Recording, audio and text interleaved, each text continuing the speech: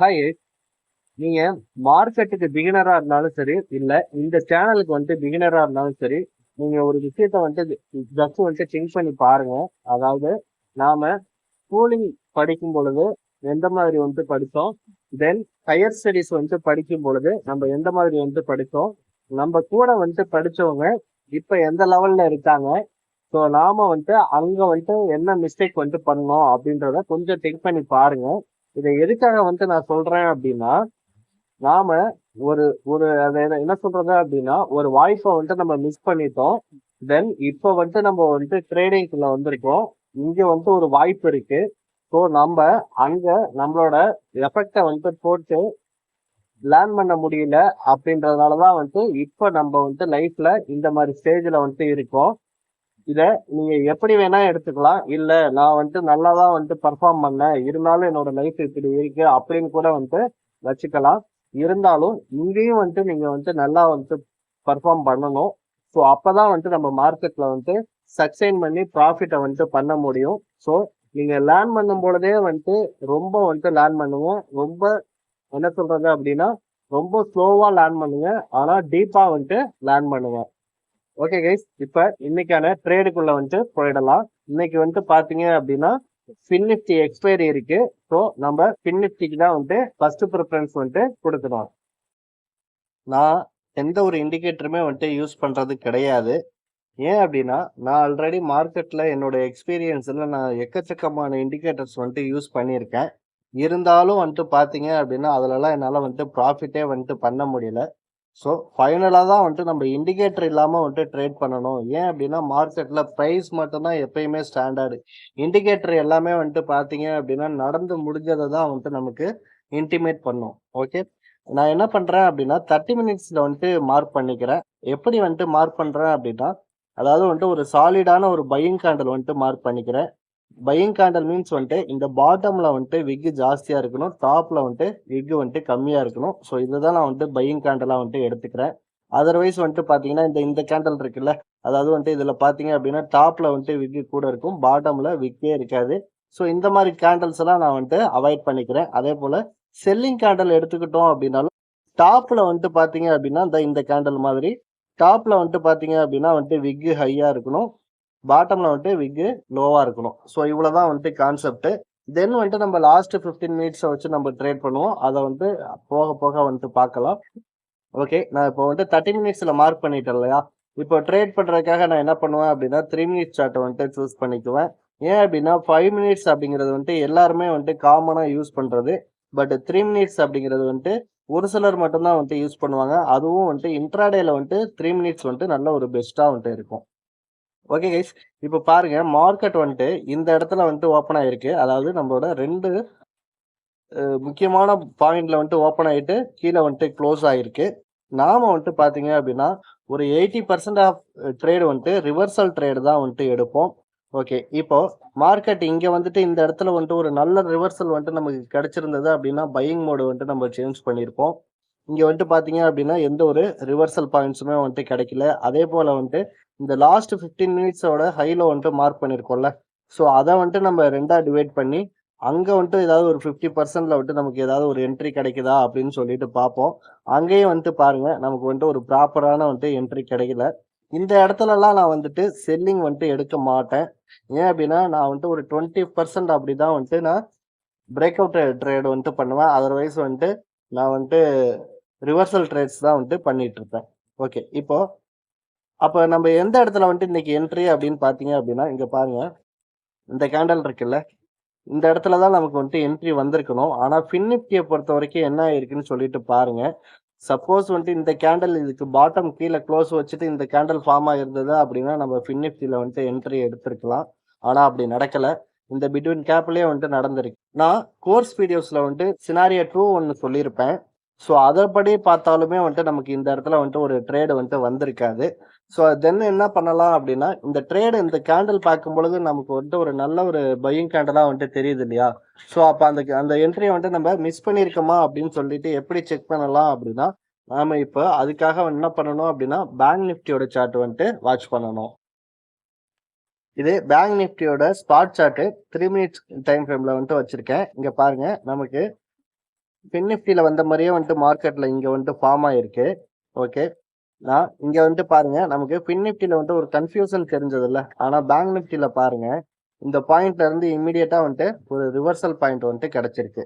So இந்த 10-24 candle இருக்குல்ல, so இதுதான் நம்மளோட பையிங் கேண்டல். ஓகே. இப்ப நம்ம 2 விஷயத்த இங்க வந்துட்டு நோட் பண்ணணும். நான் எல்லா வீடியோஸ்லயும் சொல்லியிருப்பேன்.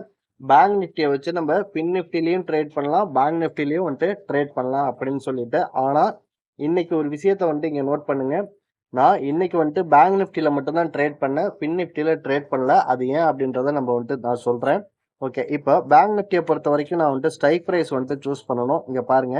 இங்க என்னோட இம்பார்ட்டன்ட் பாயிண்ட் வந்துட்டு என்ன காமிக்குது அப்படின்னா 52,061 காமிக்குது. அதனால நான் என்ன பண்றேன் அப்படின்னா 52,100 கால் ஆப்ஷன் சார்ட்ட வந்துட்டு நான் எடுத்துக்கிறேன்.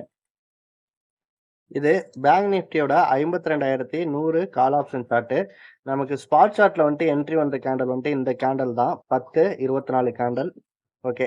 இப்ப நான் என்ன பண்றேன் அப்படின்னா, நான் 50% வந்துட்டு மார்க் பண்ணிக்கிறேன். ஏன் 50% அப்படின்னா, நான் 50%ல தான் வந்துட்டு என்ட்ரி எடுப்பேன். கேண்டலோட ஹைல வந்துட்டு நான் எப்பயுமே வந்துட்டு என்ட்ரி எடுக்கிறது கிடையாது. ஓகே. இங்க வந்துட்டு போய் பார்க்கும்பொழுது எனக்கு பிரீமியம் வந்துட்டு எவ்வளோ காமிக்குது அப்படின்னா 223 வந்துட்டு காமிக்குது. இந்த 223 அப்படிங்கிறது வந்துட்டு நான் வந்துட்டு கொஞ்சம் ஹை பிரீமியமா இருக்க மாதிரி வந்துட்டு ஃபீல் பண்றேன்.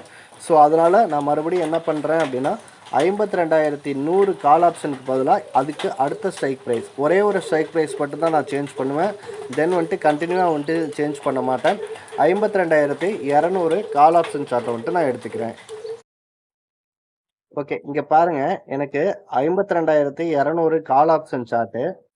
நான் வந்துட்டு இந்த 10-24 கேண்டல வந்துட்டு மார்க் பண்ணியிருக்கேன். இதோட 50% எவ்வளோ அப்படின்னு பார்த்தீங்கன்னா 181.75 காமிக்குது. நான் இந்த கேண்டல்ஸ் வந்துட்டு முடிஞ்சதுக்கு அப்புறம் வந்துட்டு நான் 182ல வந்துட்டு என்ட்ரி பண்ணேன். இதுவுமே எனக்கு வந்துட்டு அந்த அளவுக்கு வந்துட்டு ஒரு இது கிடையாது. ஹோப் கிடையாது. ஏன் அப்படின்னா, இந்த பிரீமியம் வந்துட்டு எனக்கு கம்மியா இருக்கணும். இருந்தாலும் வந்துட்டு நான் எனக்கு டைம் வந்துட்டு இந்த டைம்க்குள்ள வந்துட்டு ஒரு சில என்ட்ரிஸ் வந்தா ப்ராபபிலிட்டி ஜாஸ்தி அப்படிங்கிறதுனால, என்னோட இன்வெஸ்ட்மெண்ட்ட வந்துட்டு நான் இந்த இடத்துல கொஞ்சம் கம்மி பண்ணி தான் வந்துட்டு எடுத்திருந்தேன். நான் 182ல வந்துட்டு எடுத்தேன் அப்படின்னா, எனக்கு வந்துட்டு 182ல இருந்து வந்துட்டு 25% வந்துட்டு ஸ்டாப் லாஸ். அதாவது வந்துட்டு ரூ. 136 சம்திங் வந்துட்டு இருக்கும். அதேபோல என்னோட டார்கெட் வந்துட்டு 182ல இருந்து 50%. 50% மீன் வந்துட்டு ஒரு 90 பாயிண்ட் வந்துட்டு வரும். ரூ. 273 வந்துட்டு என்னோட டார்கெட். ஓகே. நான் என்ட்ரி எடுக்கும்பொழுது வந்துட்டு பார்த்தீங்க அப்படின்னா, 10:33 அப்படி வந்துட்டு இருக்கும். நான் இதுல அடுத்தது இன்னொரு விஷயம் வந்துட்டு எல்லா வீடியோஸ்லயும் சொல்லியிருப்பேன். நான் 11:15க்குள்ள வந்துட்டு எக்ஸிட் ஆயிடுவேன். ஏன் அப்படின்னா, அதுக்கப்புறம் நான் மார்க்கெட்ல வந்துட்டு வெயிட் பண்ண மாட்டேன். ஓகே. இப்ப பாருங்க, என்னோட ஸ்டாப் லாஸ் வந்துட்டு பார்த்தீங்க அப்படின்னா 136 இல்லையா? இந்த கேண்டலோட லோ வந்துட்டு பாருங்க 152 இருக்கும். தென் இந்த கேண்டல் வந்துட்டு பாருங்க 11:12 இந்த கேண்டல் முடியும் பொழுது வந்துட்டு நம்ம எக்ஸிட் வந்துட்டு ஆயிரணும். இந்த கேண்டலோட க்ளோஸ் வந்துட்டு பாருங்க ரூ. 165. நான் என்ட்ரி எடுத்தது ரூ. 182 வந்துட்டு என்ட்ரி எடுத்தேன். இந்த கேண்டல் வந்துட்டு க்ளோஸ் ஆகுறப்ப ரூ. 165 வந்துட்டு நான் வந்துட்டு மார்க்கெட்ட விட்டு எக்ஸிட் ஆயிட்டேன். ஓகே. அதாவது என்னோட 25% ஸ்டாப் லாஸ் வந்துட்டு இன்னைக்கு ட்ரிகர் ஆகல. இருந்தாலும் என்னோட ப்ராஃபிட்ல இன்னைக்கு வந்துட்டு லாஸ் தான். ஆனாலும் ஒரு கம்மியான ஸ்மாலான அமௌண்ட் தான் வந்துட்டு லாஸ் ஆயிருக்கு. ஓகே. இப்போ ஃபின் நிஃப்டில வந்துட்டு நான் ஏன் ட்ரேட் பண்ணல அப்படின்னு சொல்லிட்டு உங்களுக்கு எக்ஸ்பிளைன் பண்றேன். நீங்க ஃபின் நிஃப்டியோட ஸ்பாட் சார்ட் வந்துட்டு எடுத்து பாருங்க. அங்க வந்துட்டு எனக்கு 23,950 அப்படின்ற ஸ்ட்ரைக் பிரைஸ் வந்துட்டு சூஸ் பண்ற மாரி இருந்திருக்கும். இந்த கேண்டல் இருக்குல்ல, இதான் வந்துட்டு 10-24 கேண்டல். ஓகே. இந்த கேண்டல் முடிஞ்சதுக்கு அப்புறம் நம்ம என்ட்ரி எடுப்போமானா அப்படியெல்லாம் கிடையாது. அதுக்கு ஒரு சில கிரைட்டீரியா வந்துட்டு நம்ம கோர்ஸ் வீடியோஸ்ல சொல்லியிருப்போம். ஸோ இந்த கேண்டல் வந்துட்டு இந்த கேண்டல்லாம் வந்துட்டு க்ளோஸ் ஆகுறப்பயே நமக்கு என்ன தெரிஞ்சிருக்கும்? நாம வந்துட்டு ஃபின் நிஃப்டில வந்துட்டு இன்னைக்கு ட்ரேட் பண்ணக்கூடாது. மார்க்கெட் வந்துட்டு ஒரு டிஃபரெண்ட்டா வந்துட்டு ட்ரேட் ஆகுது அப்படின்னு சொல்லிட்டு நமக்கு வந்துட்டு ஒரு ஐடியா வந்துட்டு கிடைச்சிருக்கும். நல்லா வந்துட்டு கோர்ஸ் வீடியோஸ் வந்துட்டு பார்த்தவங்க இந்த இடத்துல வந்துட்டு அண்டர்ஸ்டாண்ட் வந்துட்டு பண்ணிக்கோங்க. ஸோ இந்த ஒரு காரணத்துக்காக தான் நான் வந்துட்டு ஃபின் நிஃப்டில வந்துட்டு ட்ரேட் பண்ணல. பேங்க் நிஃப்டிலயுமே நம்ம வந்துட்டு பிரீமியம் வந்துட்டு ரொம்ப ரொம்ப இம்பார்ட்டன்ட் அப்படின்னு சொல்றது இப்போ உங்களுக்கு வந்துட்டு புரிஞ்சிருக்கும்னு நினைக்கிறேன். அதர்வைஸ் வந்துட்டு பார்த்தீங்க அப்படின்னா, அந்த ஒரு இடத்துல இருந்து மார்க்கெட் வந்துட்டு மூவ் ஆயிட்டு, அதுக்கப்புறம் வந்துட்டு மார்க்கெட் ஃபுல்லாவே வந்துட்டு ஒரு சைட்வேஸ்லயே வந்துட்டு இருந்திருக்கும். நம்மளோட ஸ்டாப் லாஸ் வந்துட்டு ட்ரிகர் ஆகாம கூட வந்துட்டு மேல வந்திருக்கலாம். இருந்தாலும் நாம எப்பயும் போல டைம் மேனேஜ்மென்ட் வந்துட்டு ஃபாலோ பண்ணணும். ஏன் அப்படின்னா டைம் மேனேஜ்மெண்ட் வந்துட்டு நம்ம ஃபாலோ பண்ணல அப்படின்னா இன்னைக்கு வேணா வந்துட்டு நம்ம காஸ்ட் டு காஸ்ட் வந்துட்டு எக்ஸிட் ஆயிருக்கலாம். சப்போஸ் நம்மளோட ஒரு 25% ஸ்டாப் லாஸ் வந்துட்டு ட்ரிகர் ஆயிருந்ததுன்னா நமக்கு இன்னும் ஹெவியான லாஸ் தானே. ஸோ அதனால தான் வந்துட்டு டைம் மேனேஜ்மெண்ட் வந்துட்டு ரொம்ப ரொம்ப இம்பார்ட்டன்ட். இப்போ இதுல நம்ம சேனலை வந்துட்டு நீங்க வந்துட்டு கண்டினியூவா பார்த்துட்டு இருந்தீங்கன்னா தெரியும். யாருமே வந்துட்டு அதாவது ஆஃப்டர்நூன் ட்ரேட் வந்துட்டு இந்த ஒரு நல்ல ஒரு ட்ரேட் வந்தா எடுப்பாங்க. அதர்வைஸ் வந்துட்டு ஒரு 11:15க்கு மேல வந்துட்டு ட்ரேட் வந்துட்டு நாம இதுவரைக்கும் பண்ண தப்புகள்லாம் வந்துட்டு இப்ப புரிய ஆரம்பிச்சிருக்கோம். ஏன் அப்படின்னா, மார்னிங்கே வந்துட்டு ஒரு நல்ல மூவ்மெண்ட்ட வந்துட்டு மார்க்கெட் வந்துட்டு குடுத்துரும். ஒரு என்ன சொல்றது அப்படின்னா, ஒரு பிக் ட்ரேடர் அல்லது வந்துட்டு ஒரு நல்ல ஒரு குவாலிட்டியான ஒரு ஆப்ஷன் பையர் இவங்க எல்லாமே வந்துட்டு மார்னிங்கே வந்துட்டு ட்ரேட முடிச்சுட்டு போயிடுவாங்க. ஆனா நாம என்ன பண்ணுவோம் அப்படின்னா, ஒவ்வொரு கேண்டில் வந்துட்டு பார்க்கும் பொழுதும், இந்த இடத்துல இருந்து மார்க்கெட் வந்துட்டு ரிவர்சல் ஆகும். இந்த இடத்துல இருந்து மார்க்கெட் ரிவர்சல் ஆகும் அப்படின்னு சொல்லிட்டு ஒன் பை ஒன்னா வந்துட்டு நம்ம என்ட்ரி அதாவது வந்துட்டு நான் ஸ்டாப்பா வந்துட்டு ஆர்டர் பிளேஸ் பண்ணிட்டே இருப்போம். ஏன் அப்படின்னா நம்மளோட ஆர்டர் வந்துட்டு எவ்வளவு வேணா பிளேஸ் பண்ணிக்கலாம். யாருமே எதுவுமே வந்துட்டு கேட்க மாட்டாங்க. நீங்க F1, F2 வந்துட்டு பிரஸ் பண்ணீங்க அப்படின்னா, நீங்க பாட்டுக்கு வந்துட்டு ஆர்டர் போட்டுக்கிட்டே இருக்கலாம். உங்க அக்கவுண்ட்ல பைசா இருந்தது அப்படின்னா. ஆனா எண்ட் ஆஃப் த டே நாம வந்துட்டு ப்ராஃபிட்ல இருக்கோமா, லாஸ்ல இருக்கோமா அப்படின்றது தான் வந்துட்டு ரொம்ப முக்கியம். எண்ட் ஆஃப் த டேன்றத விட நாம வந்துட்டு ஒரு 1 இயர், 2 இயர் நீங்க மார்க்கெட்ல வந்துட்டு இருந்திருந்தீங்கன்னா, உங்களுக்கே தெரிஞ்சிருக்கும். எந்த அளவுக்கு வந்துட்டு நம்மளோட ஃபினான்சியல் சிச்சுவேஷன் இப்போ சேஞ்ச் ஆயிருக்கு அப்படின்னு. அதாவது மார்க்கெட்குள்ள வரும்பொழுது நம்மளோட ஃபினான்சியல் சிச்சுவேஷன் ஒரு மாதிரி இருந்திருக்கும். நாம வந்துட்டு ஒரு எதிர்பார்ப்போட வந்துட்டு வந்திருப்போம். ஆனா இப்ப இருக்கிற சிச்சுவேஷன் ரொம்ப வேற மாதிரி இருக்கும். என்னால வந்துட்டு அத வந்துட்டு ஃபீல் பண்ண முடியும். ஏன் அப்டின்னா, நான் ஒரு 10 இயர்ஸ் எக்ஸ்பீரியன்ஸ்ல எக்கச்சக்கமான ப்ராப்ளம்ஸ் வந்துட்டு ஃபேஸ் பண்ணியிருக்கேன். என்ன சொல்றது அப்டின்னா, இது வந்துட்டு எல்லாருக்குமே உள்ள உள்ள ஒரு இதுதான். ட்ரேடிங்குள்ள வரும்பொழுது வந்துட்டு ஒரு மாதிரி இருக்கும். போக போக நம்மளோட லைஃப் அப்படியே டோட்டலா வந்துட்டு சேஞ்ச் ஆகிட்டே இருக்கும். ஸோ அதனால வந்துட்டு கொஞ்சம் கேர்ஃபுல்லா ட்ரேட் பண்ணுங்க.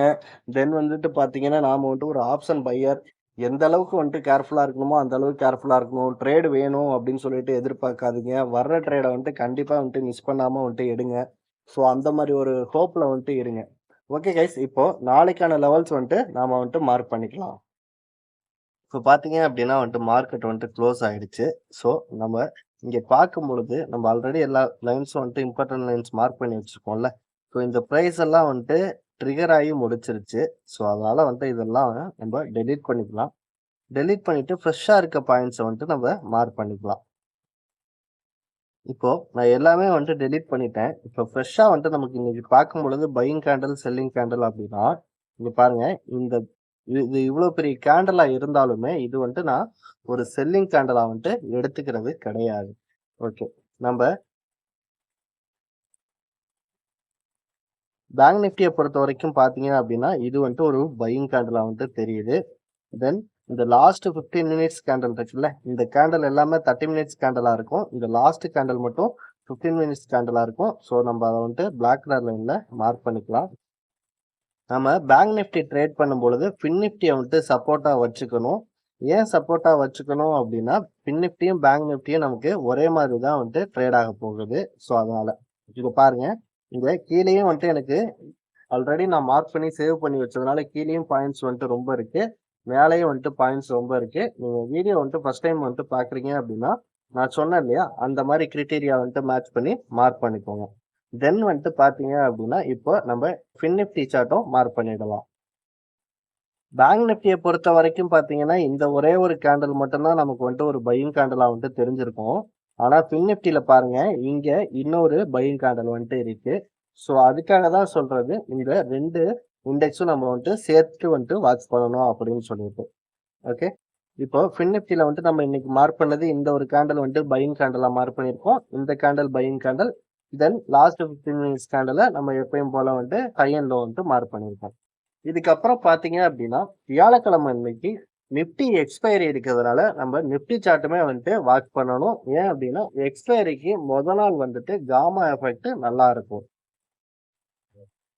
இது வந்துட்டு நிஃப்டியோட சார்ட்டு. பேங்க் நிஃப்டிலையும், ஃபின் நிஃப்டிலையும் பார்த்தோம்னா, நமக்கு 2 கேண்டில் வந்துட்டு தெரிஞ்சிருக்கும் இல்லையா? Buying candle. ஆனா நிஃப்டிய பொறுத்தவரைக்கும் பார்த்தீங்கன்னா, எந்த ஒரு பையிங் கேண்டில், எந்த ஒரு செல்லிங் கேண்டிலுமே கிடையாது. நமக்கு வந்துட்டு ரொம்ப கேப் இருக்கு. ஸோ அதனால நம்ம லாஸ்ட் 15 மினிட்ஸ் கேண்டில மட்டும் மார்க் பண்ணா போதுமானது. Okay guys. தேங்க்ஸ் ஃபார் வாட்சிங்.